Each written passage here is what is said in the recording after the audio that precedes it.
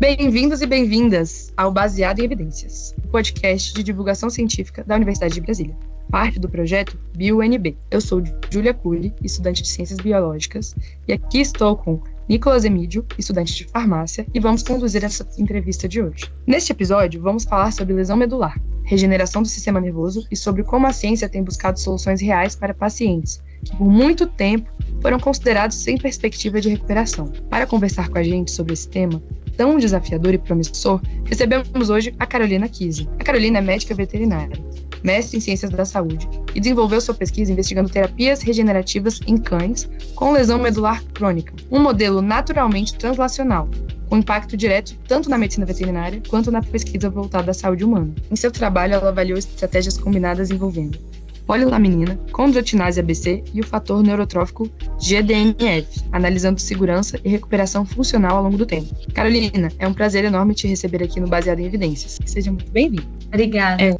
Bom, Carolina, você é médica veterinária e hoje trabalha em um tema altamente complexo dentro da neurociência. E a gente queria que você contasse como que foi sua trajetória e o que te levou a escolher a veterinária e, ao longo da graduação, em que momento surgiu o interesse pela área de pesquisa que você se envolve, né? Então, eu desde criança sempre quis ser veterinária, né? Minha mãe conta que a gente tinha 2 gatos quando criança, uma das gatas ficou prenha, estava abortando e eu fiquei tomando conta dela a tarde inteira e quando ela chegou do trabalho, a gente levou no veterinário. E aí o veterinário disse que se não tivesse sido por mim, a gata tinha morrido. Hoje em dia eu já entendo que não era muito isso, foi só uma atenção que o veterinário teve comigo por ter cuidado da gata, mas isso ficou muito na minha cabeça, eu sempre gostei muito de bicho, desde criança. E aí eu, assim, quando tinham colegas meus no ensino médio que estavam na dúvida do que fazer, eu nunca tive essa dúvida, eu sempre quis ir para veterinário. Quando eu entrei na faculdade, eu queria trabalhar muito na área de silvestre, né? Eu queria trabalhar muito com silvestre, só que o que eu idealizava do que eu queria trabalhar não existia. O primeiro estágio que eu fiz na época da faculdade, que foi na área da biologia com morcego, o professor que me deu o estágio falou que com o que eu queria trabalhar isso não existia, era só um marketing de televisão. E aí eu passei um bom tempo na faculdade um pouco perdida, né? Sem saber qual área seguir, até que eu achei a área da acupuntura e da medicina alternativa.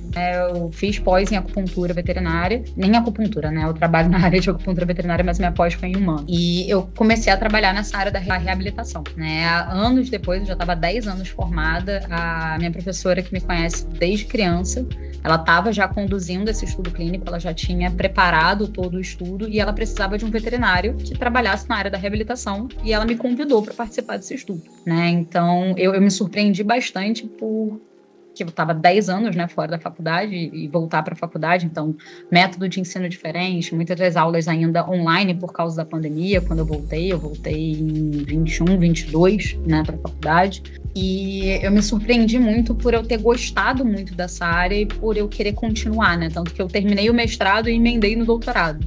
No momento eu estou participando do doutorado também na UFRJ. Então foi um acaso, né, que aconteceu, mas foi um acaso muito gratificante, né, porque não esperava ter gostado tanto dessa área. Legal, você já nasceu no Rio, né? Já. Mora na mesma cidade em que nasceu já? Sim. Legal.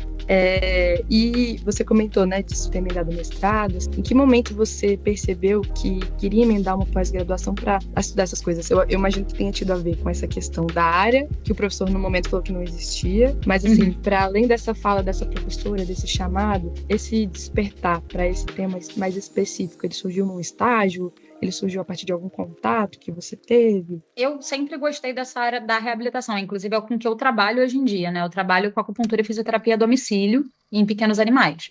Então, eu já sempre gostei muito dessa área da reabilitação. E aí, com esse estudo clínico com lesão medular, que já era algo que eu atendia, que eu já tinha uma vivência, né? Eu fui conhecer o que era a polilaminina, o tratamento possível para ela, já estando no mestrado, né, já tendo sido convidada para o mestrado. E aí eu fui descobrindo toda a trajetória desse descobrimento, né, da proteína, do desenvolvimento dela e os estudos que estavam acontecendo ao mesmo tempo, que já tinham acontecido e os que estavam acontecendo naquele momento. E o meu era um desses, né, porque até agora mesmo a gente está com uma nova aprovação da Anvisa, né, para um estudo novo em lesão medular aguda. Acho que estão com 5 ou 6 pacientes já aplicados. E a ideia é buscar um tratamento possível para lesão crônica, né? Porque existem muitas pessoas cadeirantes e sem perspectiva de voltar a andar ou ter recuperação de sensibilidade. Então, a ideia do trabalho em cães é achar um tratamento viável, um tratamento possível e seguro para esses pacientes que estejam com lesão crônica. Na verdade, essa primeira parte você já respondeu, que é como você conheceu esse projeto, assim, como foi especificamente sua entrada nesse ramo, né, que você tá. Mas aí, emendando nisso, se você teve algum desafio ou mudança de perspectiva quando você passou da clínica para um ambiente mais experimental e de pesquisa translacional. Olha, principalmente lidar com pessoas. Porque eu achei assim, eu acho que muitos veterinários, quando entram na veterinária, pensam assim, eu só vou trabalhar com bicho. Ia ser maravilhoso se o mundo fosse assim. E aí, mesmo trabalhando com domicílio, trabalhando em clínicas, você lida com pessoas, mas não tanto, né? Quando você entra num estudo, você tem que lidar com muitas pessoas, e muitas pessoas, cada uma responsável por um setor, e isso é um pouquinho complicado, né? Mas eu acho que foi o maior desafio que eu tive, e a parte da escrita. Eu tenho muita dificuldade com a escrita acadêmica, mas muita. Eu sempre fui uma pessoa muito mais prática do que teórica, né? Então, isso de ter que sentar para escrever a dissertação, voltar para essa parte, eu acho que foi o mais difícil que eu tive, né? Na escrita do artigo foi um conjunto, né? Teve minha orientadora, teve a coordenadora do estudo, teve eu, então teve base também na minha defesa, então, mas foi muito difícil. Essa eu acho que foi a parte mais difícil, foi conseguir sentar de novo para escrever e esmiuçar, né? Você não pode ser tão pragmático escrevendo, você precisa ser mais detalhista, às vezes repetir de forma diferente a mesma informação que você deu em outra parte do artigo, e isso eu tenho muita dificuldade. Certo, isso daí é uma questão para muitos pesquisadores, né? Não significa que é isso, essa forma de organizar os dados de pesquisa, né? Não necessariamente é o que mais funciona, né? Mas, enfim, entendo. Bom, entendi. E, bom, esse caminho entre a clínica, o laboratório e a pesquisa aplicada aparece muito forte no seu trabalho. E é a partir dele que a gente chega ao desafio das lesões medulares crônicas. Então, nessas próximas perguntas, a gente queria introduzir essa questão científica que vai entrando um pouquinho em coisas mais técnicas, né? E assim, para situar quem está nos ouvindo, o que define uma lesão medular como crônica e quais são as principais mudanças biológicas que acontecem ao longo do tempo? Quando você tem uma lesão no sistema nervoso, né, você tem o que é considerado a formação de uma lesão primária, né, que é o trauma em si. Esse trauma pode ser uma pancada, pode ser uma extrusão de disco, tem várias formas. E nas primeiras horas e nos primeiros dias, você tem o início de uma fase subaguda que aumenta essa área de lesão, formando uma lesão secundária, né? Depois desses dias, você já começa a ser considerado uma lesão crônica, né? Que é quando você tem uma diminuição do processo inflamatório e você deveria ter o início de uma formação de uma cicatriz e, posteriormente, essa cicatriz voltando para as células originais, né? Voltando até a formação do tecido original, que é o que não acontece no sistema nervoso, né? Você não tem essa regeneração, o sistema nervoso não tem uma neuroplasticidade tão boa, né? Não tem uma regeneração tão boa. E aí o que acaba se formando é exatamente essa cicatriz glial, né? Que ela não só gera uma barreira mecânica, né, para o crescimento axonal, dos axônios ainda viáveis, mas ela também gera um meio impeditivo, né, com neurotoxinas em volta que impedem o crescimento desse axônio. Então, na lesão medular aguda, né, que é o que tem sido tratado agora, você ainda não tem a formação dessa cicatriz. Então, o que a gente tentou ver no meu estudo foi associações da polilaminina ou com a condroitinase ou com o GDNF para poder ultrapassar essa barreira e ver se a gente teria alguma resposta nessa lesão. Algum ganho de movimento, algum ganho de sensibilidade. Perfeito, entendido. Acho que isso possibilitou uma contextualização maior para quem está ouvindo e não é exatamente da área tanto. Depois a gente vai querer adentrar um pouco mais nessas minúcias disso que você explicou agora, mas assim, do ponto de vista da neurociência, por que o sistema nervoso central tem tanta dificuldade de se regenerar depois desse tipo de lesão? É por falta dessa neuroplasticidade do sistema nervoso. Ele tem uma baixa neuroplasticidade. Então, quando no processo inflamatório, você tem, né, a lesão, a atração de células inflamatórias, para formar aquele processo inflamatório, a formação de um tecido cicatricial e aí depois a mudança desse tecido cicatricial para as células de origem. E essa fase final é que não acontece no sistema nervoso. Né? Já tiveram alguns autores falando que a lesão crônica, ela, de certa forma, está sempre se agudizando e aí também não deixa terminar esse processo de cicatrização, e outros dizem que não, que é do sistema nervoso não conseguir finalizar esse processo cicatricial. E aí forma essa cicatriz e impede que você tenha uma regeneração não só tecidual, mas de função e sensibilidade. Perfeito. Então, como a questão que você tinha mencionado antes era a neuroplasticidade, né? Então, os 2 fatores principais seriam essa coisa da neuroplasticidade e a regeneração nesse momento final. Seria mais ou menos isso. Perfeito. Isso. Que não acontece, né? Entendi. E eu acho que também isso já acabou respondendo um pouco de uma parte dessa próxima pergunta, que é a terceira dentro dessa parte, que é, assim, na prática clínica, tanto na veterinária quanto na medicina humana, o que essa condição representa para a autonomia e a qualidade de vida dos pacientes. Você mencionou um pouco agora que tem a ver... Você começou a falar um pouquinho, mas eu queria se você pudesse falar um pouquinho mais de quais são os reflexos disso, as consequências disso. Na parte do ser humano, perda de autonomia, qualidade de vida, controle de esfíncter, muitas das vezes, dependendo do paciente. No cão, o que a gente observa muito é abandono. Muitos tutores abandonam animais paraplégicos. Além de, muitas das vezes, esse tipo de lesão, né, quando elas são traumáticas, serem causadas devido ao abandono, né? O tutor abandona o animal se assusta, corre para o meio da rua, é atropelado, né? Pula de uma altura muito grande, mas no animal principalmente, você tem perda de sensibilidade, perda motora, também tem isso, né, obviamente no ser humano, perda de controle de esfíncter e a perda dessa qualidade de vida. São tutores que acabam precisando demandar muito mais atenção aos animais, e muitas das vezes você não tem, né? Tem trabalho, vida pessoal e você não consegue, é um animal que precisa de muito mais atenção. Troca fraldinha ou dependendo do animal, porque ou o animal não tem controle de qualquer forma, não tendo controle de, ou ele precisa de ser manipulado para urinar e evacuar, e aí isso pode gerar outros problemas como necessidade de sondagem constante, mas dependendo da situação para poder o animal evacuar, e isso é bem complicado, ou o animal que simplesmente elimina as fezes e a urina, né? Então tem necessidade de fraldinha, às vezes a fraldinha, o excesso do tempo com a fraldinha suja pode gerar infecção bacteriana ascendente, então muitos animais paraplégicos tem esse problema de infecção urinária constante, isso pode gerar, inclusive, resistência a antibiótico. Os tutores que estão acostumados com esses animais, muitas das vezes, automedicam os animais, porque, já fiz uma amoxicilina com flavulanato, já fiz uma ciprofloxacina, uma enrofloxacina, e por já ter sido prescrito e o problema é o mesmo, muitas das vezes automedicam os animais, né? E isso pode gerar, inclusive, uma resistência bacteriana isso vai gerando problemas maiores, né? Muitas das vezes esses animais podem causar até automutilação por não estarem sentindo mais os membros. Tem casos de animal com automutilação, tanto de cauda quanto de pata, e eu acho que basicamente é isso. Mas principalmente na qualidade de vida desses animais, tanto dos seres humanos, né, que tem capacidade de mobilidade, sensibilidade, né, autonomia na própria vida, que muitas das vezes não tem, né, dependendo da altura da lesão em ser humano, né, se é uma tetraplegia. Tetraplegia em animal 90% das vezes, provavelmente, recomendação acaba sendo eutanásia, né, porque o animal fica acamado e não tem muito o que fazer, né. Mas em seres humanos, né, numa tetraplegia, você ainda tem essa perda de autonomia, a pessoa não consegue sobreviver sozinha, né, ela tem essa necessidade de ajuda de outras pessoas, né.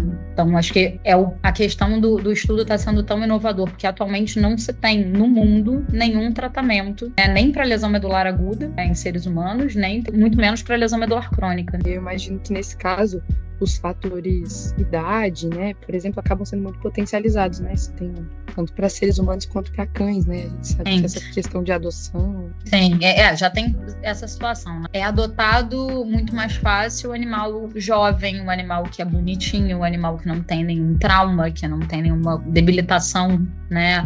Então, tem até campanhas hoje em dia para adote um animal idoso, adote um animal sem uma pata, adote um animal cego, né, porque geralmente são aqueles animais que são mais esquecidos em abrigos. E tem muitos pacientes no nosso estudo que foram de resgate, que ficam em abrigo porque o tutor apadrinha, né? Quem está responsável pelo animal está fazendo um apadrinhamento do animal, então não consegue ter o animal em casa, né? Deixa o animal no abrigo e leva para fisioterapia. Então, tanto que muitos desses tutores, desses resgatistas, né, que acabam levando os animais de abrigo para o estudo, tem essa esperança de eles voltando a andar ou recuperando algum movimento, inclusive deles serem adotados. Bacana, entendi.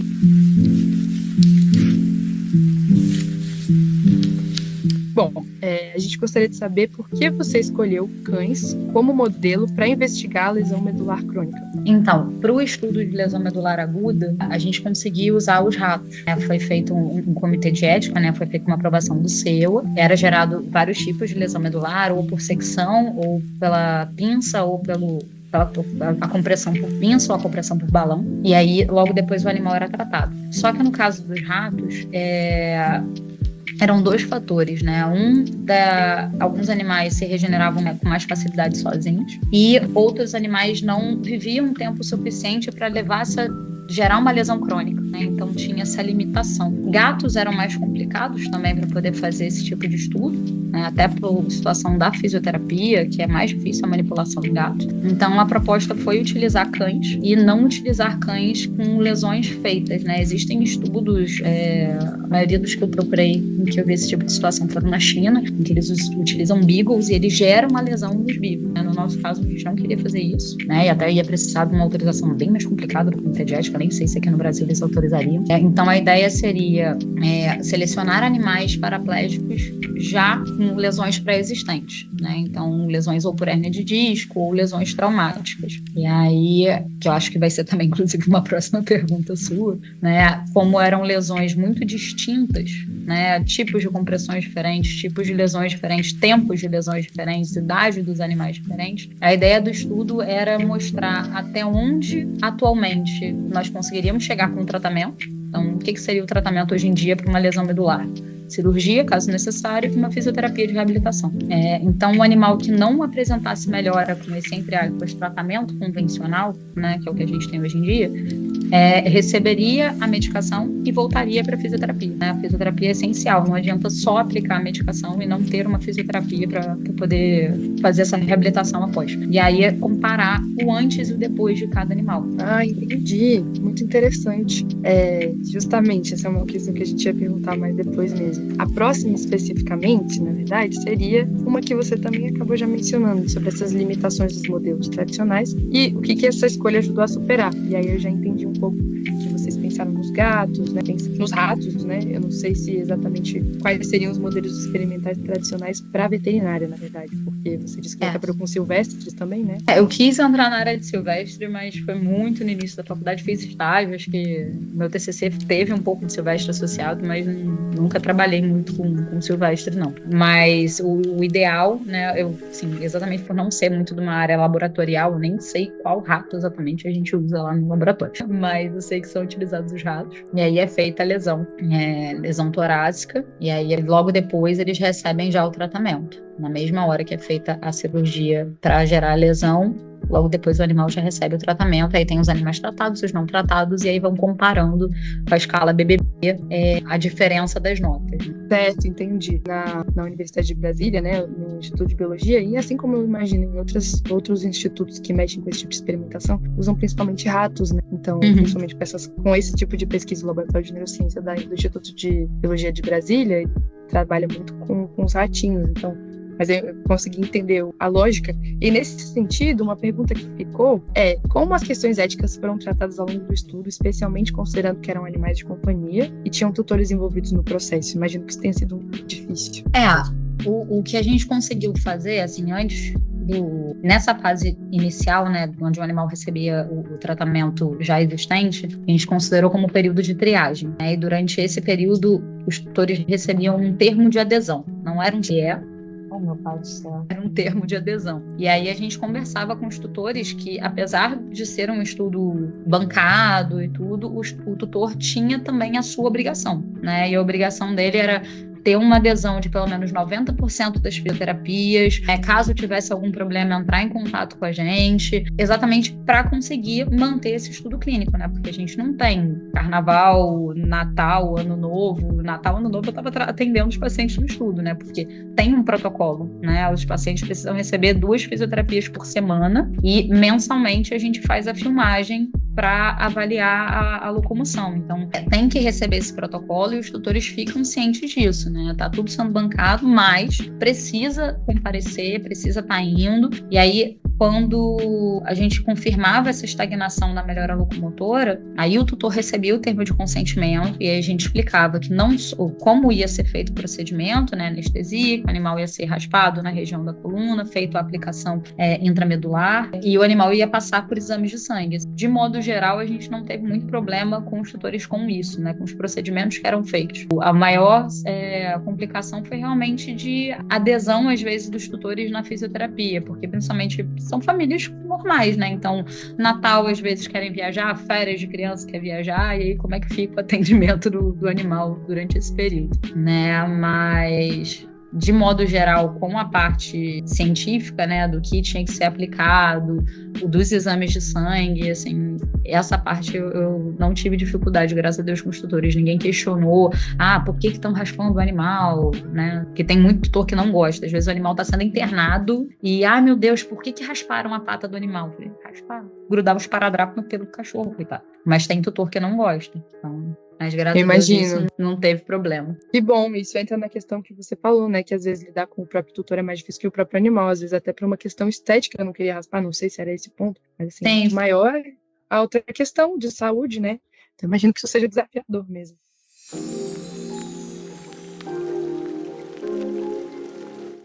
Agora a gente vai começar o nosso bloco 3, né, que são os fundamentos biológicos das terapias. Para contextualizar esse bloco, eu vou falar um pouco sobre a nota teórica, né, que é sobre a polilaminina. Então, a polilaminina, ela mimetiza, ela imita a laminina, favorecendo o crescimento axonal. A condroitinase ABC remove moléculas inibitórias da cicatriz glial. E o GDNF atua como fator neurotrófico, promovendo a sobrevivência e o direcionamento neuronal. E aí, a partir desse ponto, com um problema muito bem definido, a gente começa a entrar no coração da proposta terapêutica. Nesse sentido, eu queria que você contasse pra gente o que é a polilaminina e qual que é a lógica biológica por trás do seu uso no tratamento da lesão medular. Então, a laminina, né? São vários tipos de laminina no organismo. Geralmente, ela no organismo, ela está sempre vinculada a uma cadeia de colágeno 4 também. Então, é uma rede de lamininas, né, associada a colágeno tipo 4. E está em vários órgãos do corpo, de modo geral. Né? Ela está presente na matriz extracelular, que é inclusive o nome do laboratório da gente, Laboratório da Matriz Extracelular. E o que foi observado, né, em outros trabalhos é que os neurônios em regeneração, 98% deles estão conectados, ligados à laminina endógena, né? Então, o que a gente observou, né, o que a gente tentou fazer é quando tem essa extração da laminina do organismo, ela perde essa sua composição em rede. Ela perde essa sua cadeia polimérica, né? Ela é uma proteína com 3 braços curtos que se anovelam formando um braço longo. E esses 3 braços curtos são responsáveis pela conexão e a formação dessa rede, né? Que a gente chama de polimerização dessa molécula. E quando você faz a extração dessa proteína do organismo, ela perde essa composição, né? Que é a laminina que é vendida comercialmente por indústrias farmacêuticas. E o que foi observado também no estudo do nosso laboratório, se eu não me engano, acho que em 2010, era que neurônios em meios com laminina, né, sem estar polimerizado, e na polilaminina, eles apresentavam respostas diferentes, né? Enquanto que na laminina ele ficava formando grumos, sob a polilaminina ele apresentava uma ramificação, um crescimento mais similar do que seria o neurônio em vivo, né? Então, depois disso nós fizemos outros estudos, e um deles foi o lesão medular em ratos, comparando inclusive essa parte funcional, e o que foi observado era que a laminina não polimerizada não tinha uma resposta resposta similar ao grupo controle. O que observava era uma resposta melhor, tanto na parte funcional quanto na diminuição da área da lesão, quando os animais eram tratados com a polilaminina. E também tiveram outros trabalhos até mais recentes, se não me engano, esse que fala da associação da polilaminina, da laminina, né, endógena com o neurônio em regeneração, é Anderson e colaboradores de 2018, se eu não me engano. E aí confirmava também isso, embasando mais ainda o que a gente tinha observado no nosso laboratório. Então, um estudo de fora também observou isso. Então, a gente considerou utilizar esse truque, né, que a minha orientadora gosta de falar muito, que ela fez para repolimerizar essa proteína, né, fazer ela formar a composição em rede, que é o observado em vivo, e aplicar na lesão e observar como que o organismo agiria sobre isso. E o que a gente conseguiu observar é que a laminina, ela pavimenta o espaço onde o neurônio vai crescer. Então, ela dá um direcionamento para onde o neurônio deve crescer e um caminho certo para ele fazer.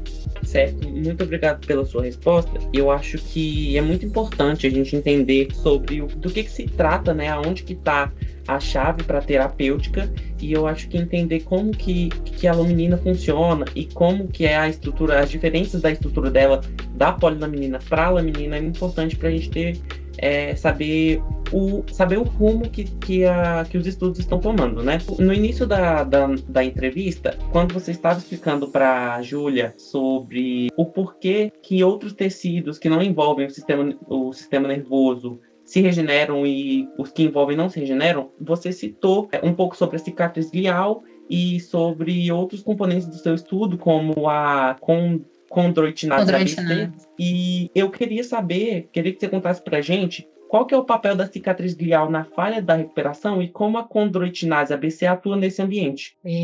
Então, a cicatriz glial, ela é basicamente formada por duas camadas, né? Uma mais externa, que são os astrócitos reativos ali naquela região e a matriz secretada por ele, e uma barreira mais interna de fibroblasto. A condroitina, e nessa cicatriz você tem a presença do condroitin sulfato, né, que é impeditivo, né, não só quimicamente, mas fisicamente, para regeneração axonal. E a condroitinase, ela degrada esse condroitin sulfato, né? É a proposta dessa enzima no tratamento. Tem alguns trabalhos hoje em dia mostrando que talvez o condroitin sulfato não seja tão impeditivo assim para a cicatriz glial, mas ainda fica nessa divergência acadêmica, né? Alguns autores dizem que o condroitin sulfato é absurdamente impeditivo para o crescimento axonal, outros dizem que não, né? Então, a ideia seria a condroitinase degradar esse condroitin sulfato produzido pelos astrócitos e facilitar a passagem dos axônios ainda viáveis pré-lesão para a região caudal à lesão. Tá perfeito.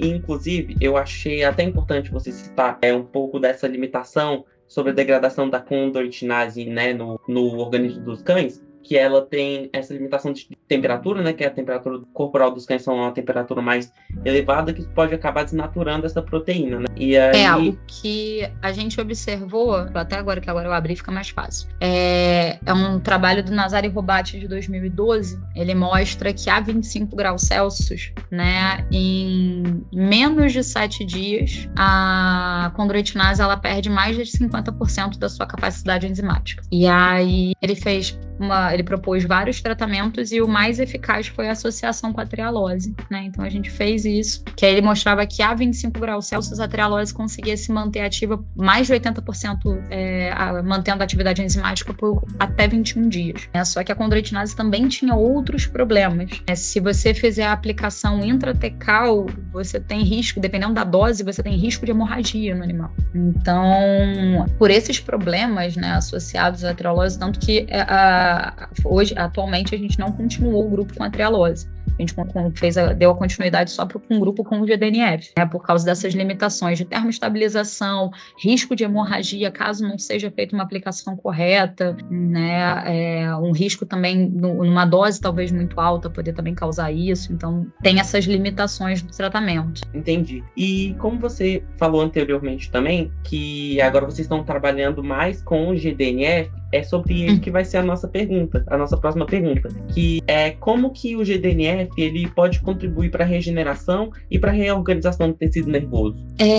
Você tem no organismo, né, no sistema nervoso central, você tem neuroreceptores de GDNF, tanto no desenvolvimento quanto na fase adulta, né? Então, o que alguns trabalhos, principalmente do Square e colaboradores, né, o trabalho do Anderson também de 2018 e do Square de 2014 também. Os dois trabalhos eles fizeram uma combinação de tratamentos, tá? Não foi só o GDNF, eles fizeram uma combinação de tratamentos. E no trabalho do Square, de 2023, eles fizeram um lentivírus, né? Eles aplicaram esse lentivírus após a lesão medular e esse lentivírus ficava liberando o GDNF constantemente. Então, a ideia era que esses neurotransmissores iriam atrair os neurônios ainda viáveis, ultrapassando essa cicatriz glial e se conectando com os neurônios também ainda viáveis após a lesão, né? E o que ele observou é que teve não só uma diminuição da área da lesão, ele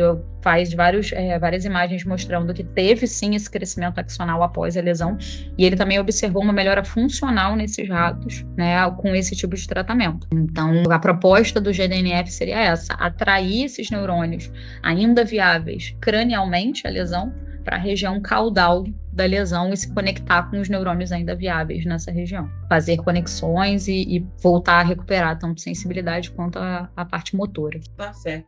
E agora que a gente sabe, né, a função de cada um desses, né, tanto da condroitinase ABC quanto do GDNF, e sabendo também da limitação que a condroitinase apresenta, a gente consegue fazer um comparativo entre esses dois métodos utilizados no seu estudo. E é exatamente esse o tópico da próxima pergunta. E eu senti até que você meio que acabou já respondendo um pouquinho, assim, bem por cima, a próxima pergunta, que leva em consideração o porquê que a combinação dessas duas abordagens podem gerar efeitos diferentes e potencialmente melhores do que cada uma isoladamente. Na verdade é isso que a gente está querendo ver agora, né? Porque apesar da gente não ter feito antes um grupo controle, né, a gente considerou de que talvez a polilaminina sozinha não conseguisse tratar lesões medulares crônicas, né? Então a gente fez associação com essas duas medicações. Então, só que nenhuma dessas duas medicações, a ideia, querendo ou não, por mais que eu seja veterinária, queira também que esse tratamento vá para a medicina veterinária, a ideia é, obviamente, esse tratamento ir para seres humanos, né? E não existem trabalhos nem com GDNF e nem com a condroitinase em estudo clínico humano, né? Nunca foi feito nenhum tipo de tratamento, nenhum tipo de pesquisa, nem para saber se tem alguma toxicidade, se geraria algum problema. Então, a ideia da gente agora é exatamente comparar a polilaminina e a polilaminina associada com a condroitinase, com o GDNF, para ver se tem realmente a necessidade dessa associação ou se a polilaminina sozinha conseguiria mostrar uma eficácia na lesão medular crônica também. Bom, como este assunto é bem extenso e muito complexo, então nós decidimos dividir essa entrevista em 2 partes, pessoal. Não esqueçam de seguir a gente para não perder a parte 2 desse papo incrível.